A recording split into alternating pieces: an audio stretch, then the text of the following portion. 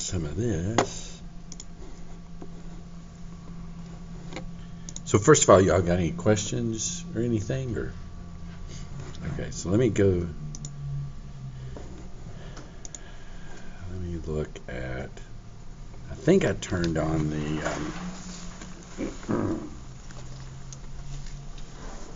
second homework. I'm not sure. Oh yeah, it's available.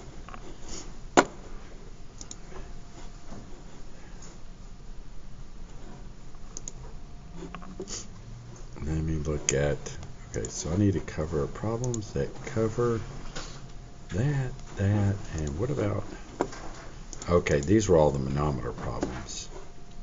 Whereas let's just look at that one, but in order to see it, you got to see the whole screen.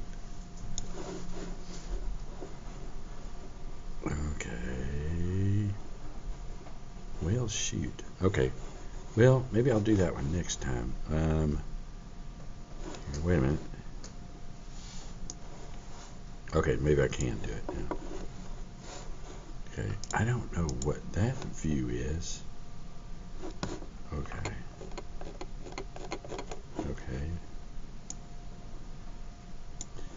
Okay, it says the two tanks. There's the tanks. Tank 1 and Tank 2.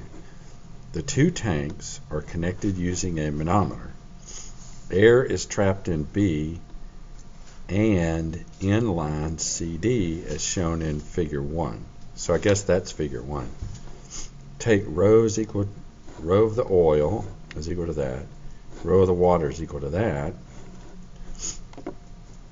If waste oil is poured into tank A to a depth of H, you determine the gauge pressure entrapped in the air in tank B.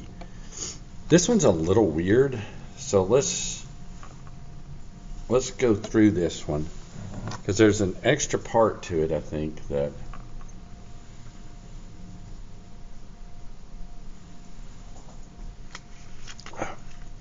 but you know what I'll do? I'll break it into two parts, and I'll do one of them, and then I'll ask you a question about the other one.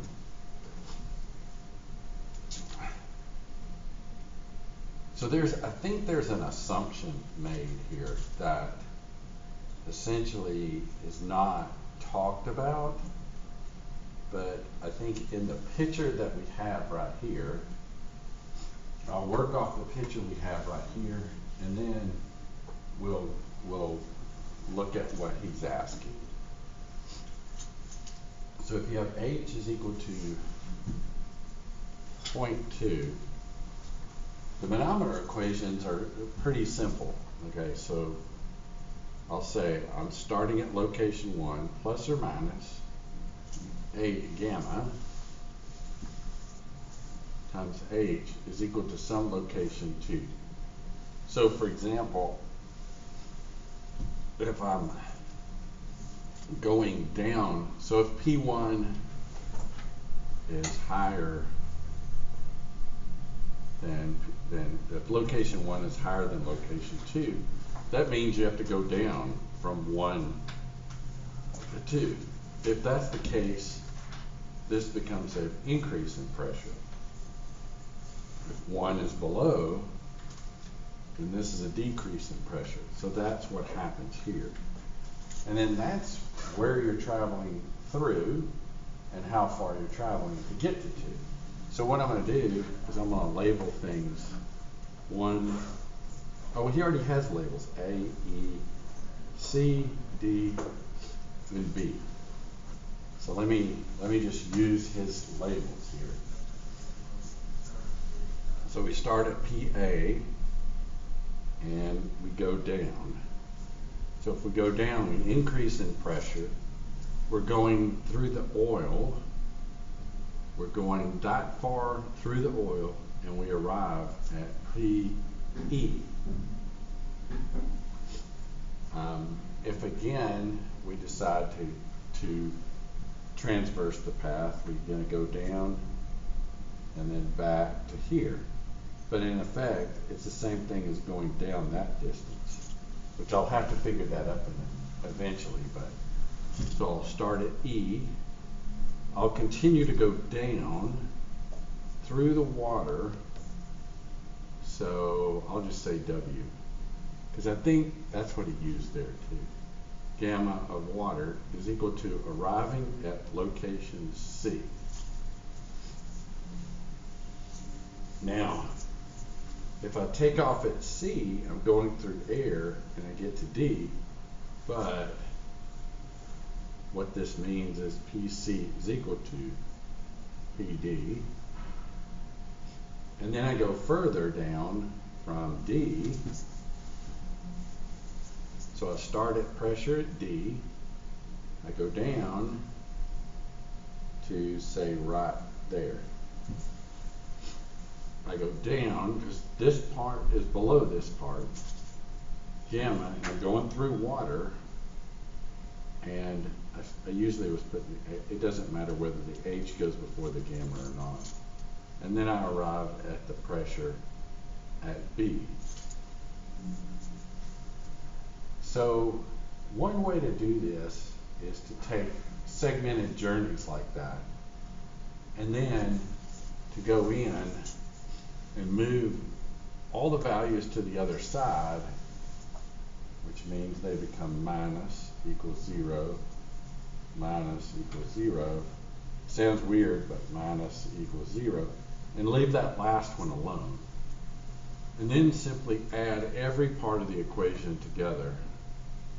Now what you notice is this one cancels that one. This one will cancel that one. And this one will cancel that one.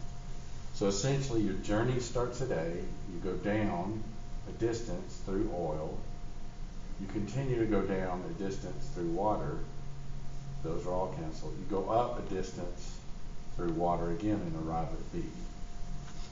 So the manometer equation is basically kind of a journey equation. PA plus H, well, I'll go ahead and do it that way. Gamma H naught plus H, or gamma, yeah, we'll do it this way. Gamma of water, H of water, and then I better say this from E to C. Okay, this is from E to C, because this one is from D to B, plus gamma of water, H of water, from D to B.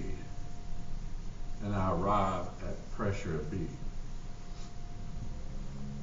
Now there's a couple things that, okay, so I can start putting in the numbers. First of all, I'll put in some of the numbers, and then I'm going to bring up one other thing that he requires you to think about on this problem, and then we'll go from there. Let's see. So he gives you the rho. So in effect, you can say pressure atmosphere plus rho of oil, G, H of oil, that you go from A to E, all the way to put the A to E. That's what you're going from A to E here, plus rho of water, G, H of water from E to C, plus rho of water, G, times H of water from D to B, gives you pressure at B. And the reason I'm able to do that is because we realized before that this is the case. And so what he does in the book is he doesn't use that as much as he uses those two together. And so you can put in the numbers. So I'll sort of back up, just put them in, and then instead of completing the problem, I'll just, so here's your 900. Your G is 9.81. Your H, he said, was 0.2. Your water is 1,000. Then 9.81. And how far did it go from E to C? E to C, you have to look at this real quick, but the distance from here to here is 1.75, and this is 2. So that's nothing but 0.25 plus, you're going through water again, but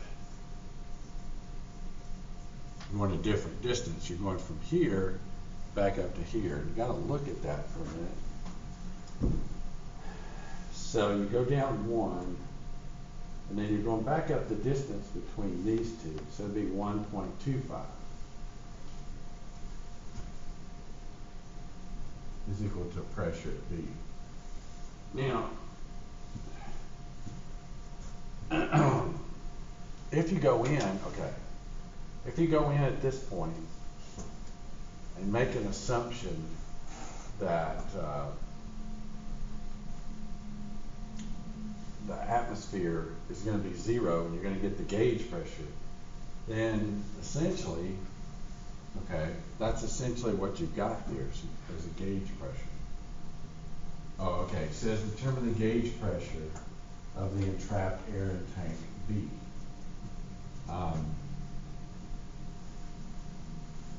Now, there's another part to this that you got to think about, and I'm not sure that if it's this problem or not. And the problem with that, there may be a problem with this. He gives you that, and that's the straight up what you do to find that answer. But I think he may assume something that might be weird here. And you'll have to check that out for yourself. And that is, when you poured it in, before you poured this in, obviously this was up a little bit. And if this went up a little bit, this probably went down a little bit. Do you know the air pressure in B before you poured the oil on it? And I would say no, you don't. You can make some assumptions, but I don't think you can. And so, in my mind, that's kind of the answer. Because he never really told us anything besides this, and that the oil was poured into the tank at A, which is right here, and then determine the gauge pressure. And, here's the other thing. The units. So Pascal is a Newton per meter squared, but do you use that or do you use that? And the honest answer is I don't know. But when you put it in, and you submit it, it may actually correct it. In other words, if you put in Pascals, it may say, okay, but if you put in Newton meter squared, it may say, that's a Pascal, it's okay, I'll take it. You know what I mean? But it may tell you something about that. I don't really know. I don't know what it's going to do, actually. So really, manometers are pretty simple little beast. Let's see what the temperature is. It's 34 outside. I wish I could open a window, but we like to be hermetically sealed from nature. So is there any questions about any of that? So, and if you have a question, or if you're a little sketchy on the concept, let me bring up a problem. Would you want me to bring up a problem and sort of out of the book, so to speak, and kind of go over it? Because it's here. Let me, yeah, go ahead. I tried to put in Pascal, and it said that it wasn't an acceptable unit, and it sent me a link. I put Newton meter squared. And it's okay? So it wouldn't take Pascals? How weird. I don't know, would you write out the full Pascal, or would you put PA? I would just put PA. See, that's what I did. Huh. Well, it didn't count off, did it? No. It said no points taken no off. points taken. See accepted units. Oh, okay. It sent me a link. So you click that link, and does it have a whole list of them? And Pascal's is probably not in there, is it? That's weird. Yeah, it sent me this link. Oh. Simple units. Okay. Yeah. No, I guess it was. Force and pressure.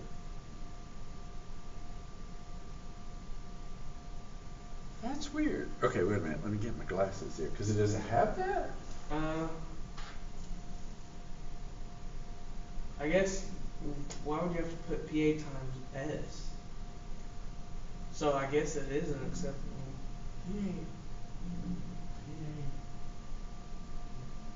That's weird. Well, because I put in Newton meter squared and it did it just fine, but Huh. That's a weird, that must be some sort of weird unit that's maybe not Pascal. I don't know. because it doesn't say Pascal, it just says PA. Huh. PA and then how you enter it is PA times S. Oh, you know what? There probably is some other PA somewhere. I don't know what. Well, hopefully it's not going to dock you for units. And if it ever does, let me know. Because I can go and correct that one. I mean, I can't correct the system, but if it says something about that, I can take care of the problem that is in there by giving you credit for it. So, I don't know. Oh, wait. Did I? Okay. Let me see if I can find a, let's see. Problems. There we go.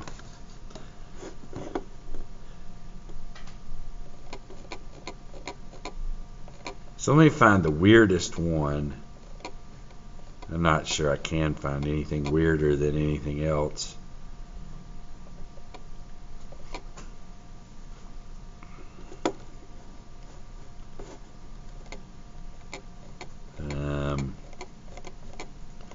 There's the problem that we had right there.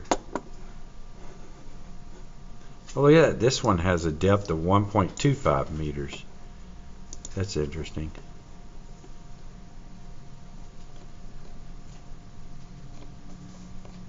Well, let me use this opportunity to talk for 5 seconds on the incline manometer.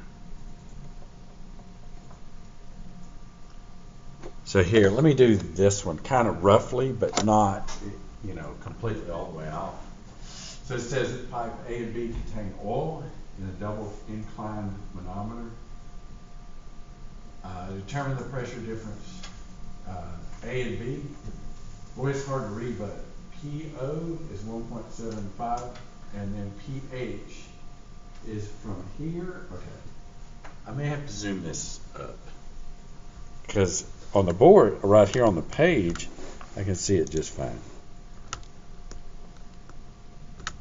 But right here, okay, so the manometer from here to here, this is mercury. This is oil, and that's oil. So let's go through this process and just use the equations as they are. So what I'm going to do is I'm going to identify, there's A and there's B, of course. So I'm going to call this C and this D. And so what I'm going to do is just do a path equation. PA plus, because I'm going down, the gamma of this stuff, which is the O, the oil, H of oil, but H of oil, what I'm going to do is H from A to C. From A to C is equal to pressure at C. Pressure at C, I continue to go down through mercury. Now, what I'm going to do is I'm going to go until I see a new interface, and that's going to be D. So I'm going to go down the tube, continue to go down the tube and back up the tube until I reach location D, which is the one I labeled. So it is the distance from A to D. It is the vertical distance.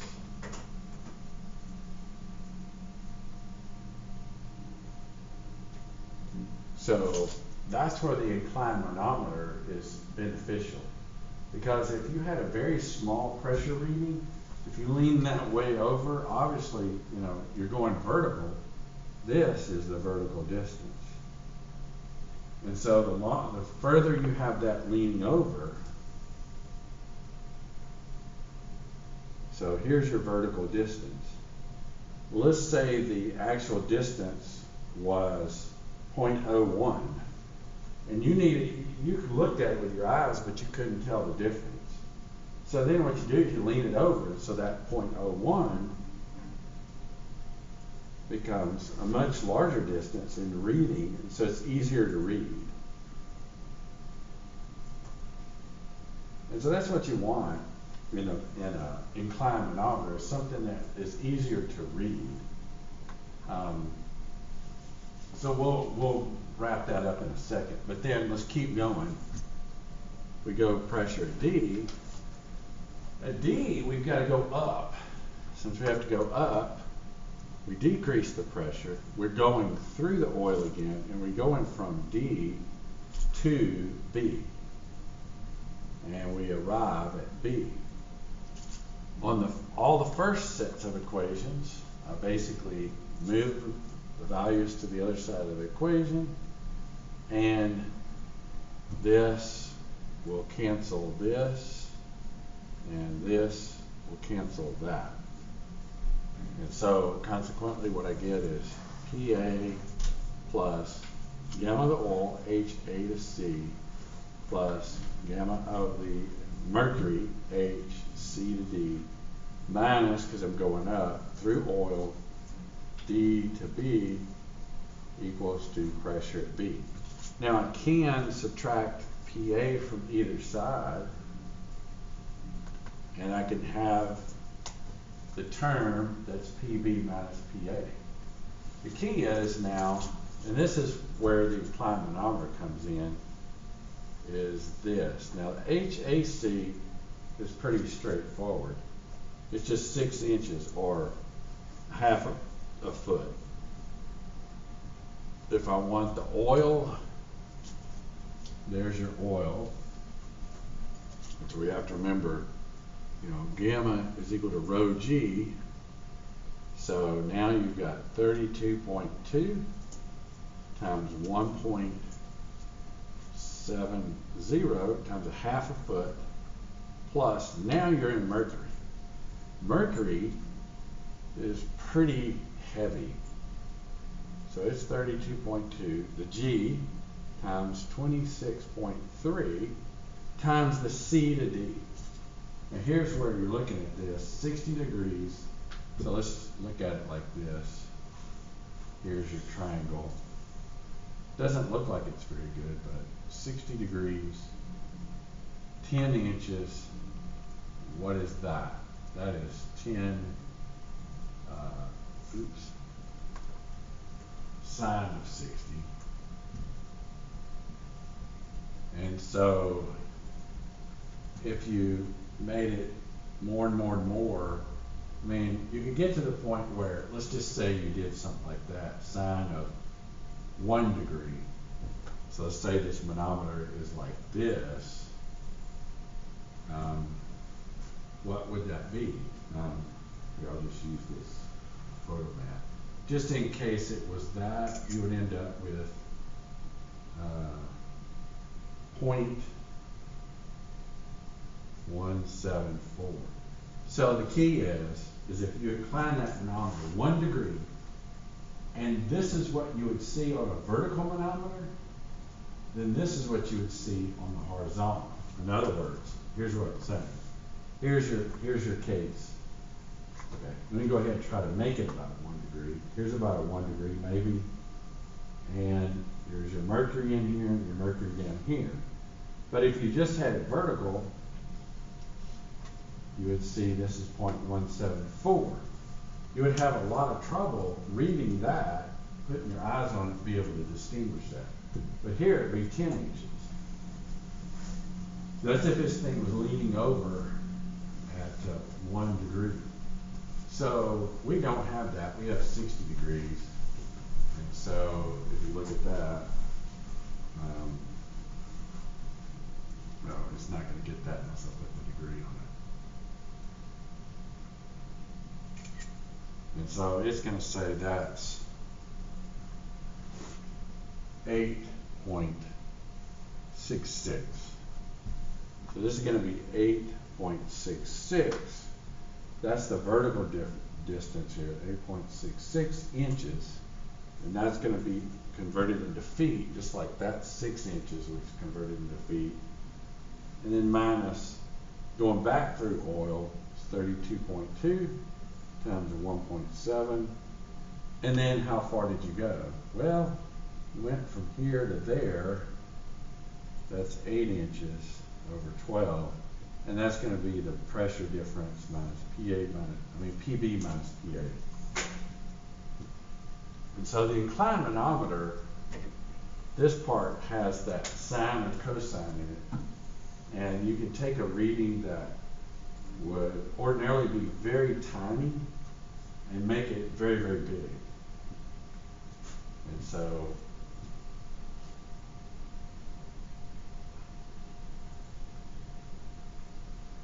the key is these are traveling equations. You pick two spots, you find a way to get there. You started at A, you went down, meaning you increased the pressure. You went through the oil, you went that distance, and you arrived at C. You started at C, you went down through mercury, that distance through mercury, and you arrived at D. And you started at D, you went back up through oil, that distance to arrive at D. And that's it. So you can think of them as little sections of equations, you know. And that's all manometer equations really are. They're just traveling equations. You know, there was one book I had used years ago, and it was very funny because he had almost like those things you see at Cracker Barrel or someplace like that, where you go through a maze and you're trying to get out the exit of the maze, but you had all these different things in here. And then, so here's your inlet, here's the top of the thing, and here's you're looking to go through here. But in here there could be water and stuff like that, there could be oil, there could be air, there could be like mercury.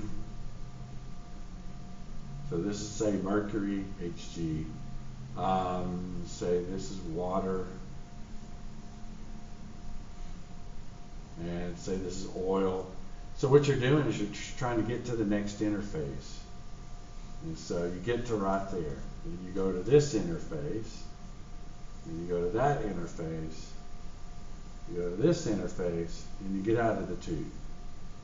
And so it was funny, he had it almost looked like one of those things where you trace yourself through although it has to be vertical, it can't be anything else. So it's just a path equation. So you notice you didn't go up this tube, you didn't go up above here, you didn't go up that tube. So you're just identifying the interfaces of the surface, and you're going from a location to each interface and writing an equation about each interface and then the one where you're getting out. It's that simple. So that seems complicated, but actually it's not that complicated.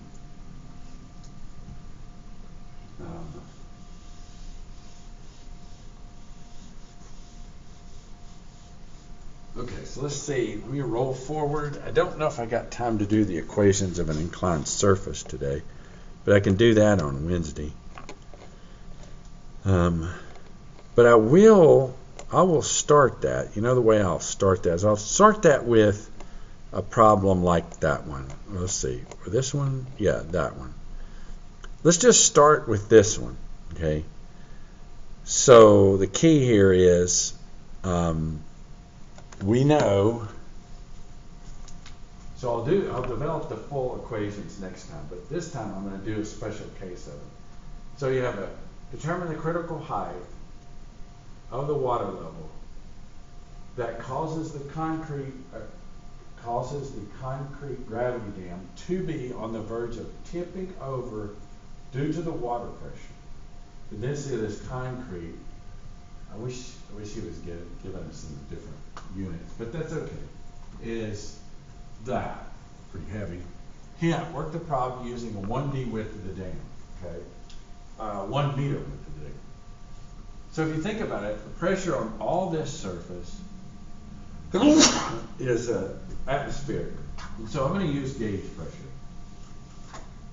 But the pressure here increases as you go down the depth.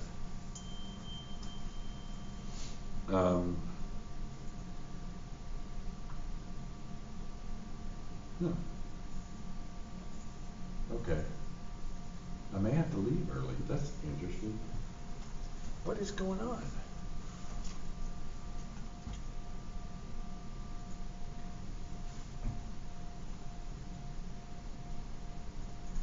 Huh. I may have to leave in about. May have to leave in a few minutes. Okay, so there's a sheet. That's really weird. Okay, so the key is, and I may have to pick this up next time. Actually, what time is it? My thing is not working. 12:37. So I probably need to leave at 45. So what I'll do is I'll do the free body diagram for this. Okay, so you got this. Okay.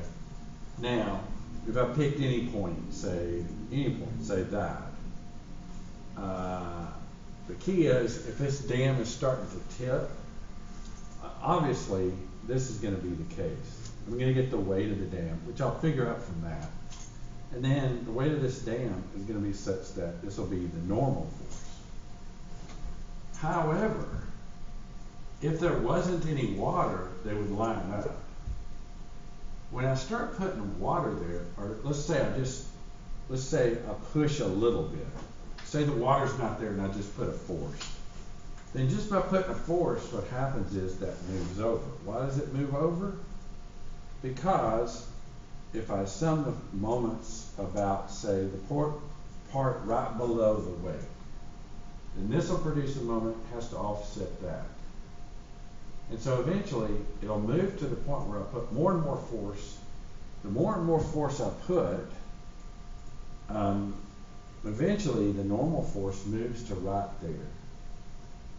Okay, so the key is, let's say that this thing will not slide. You never say anything, you never gave me a friction coefficient.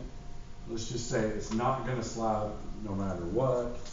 You know, the force due to friction is equal to mu static times the normal, and say mu static is equal to infinity. Because he didn't tell me that it could slide. So he just wants it to tip. So if I'm summing the moments about this point, the friction force, no matter what value it is, it goes through there. So we don't even have to consider that in the sum of the moments. But now we have a situation in which this is the case. Here we go. We have this. We have that. And we have this part right here. Now, he had to have told us, he had to have told us it's 18 meters. Hey, wait a minute. Cause the concrete dam to be on the verge of tipping over due to water pressure.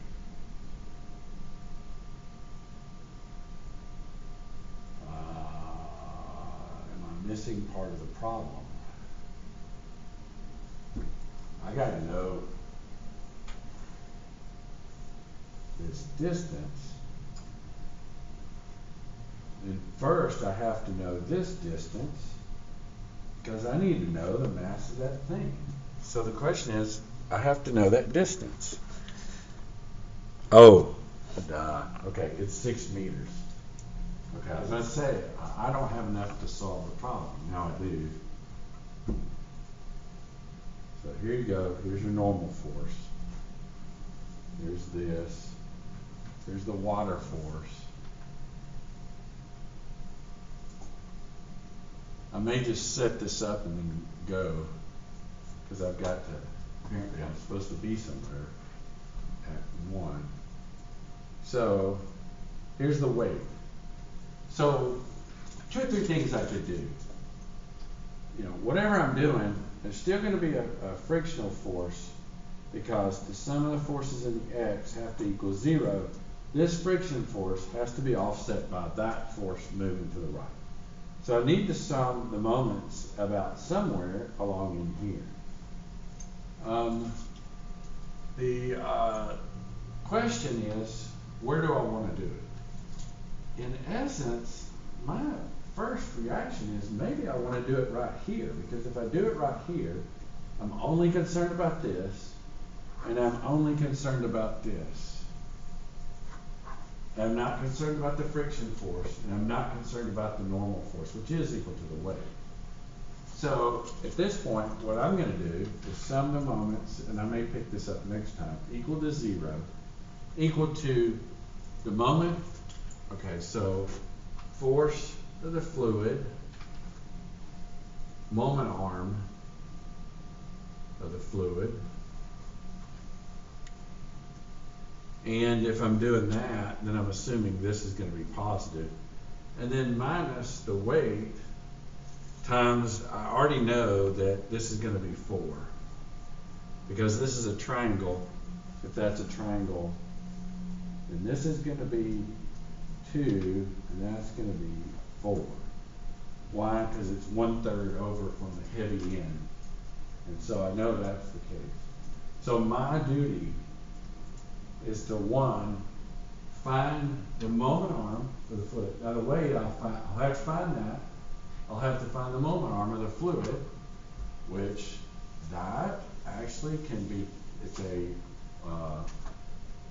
load that is a triangle, so that will be h/3, and then the force of the fluid. So the moment arm is going to be h/3, and the force of the fluid, we'll come back and do that next time, minus the weight, which we'll do that one next time as well. And so what I'm going to do is I'll just take a picture of this, or I'll pick up the video and run it for a minute. And so essentially what I'm doing over here is I'm taking a triangular load, and I'm making it equivalent to a load that is, this is H, so this is h/3. It turns out this is going to be the area of that from statics, area of that. And so we'll finish this up next time. Apparently, I am kind of confused.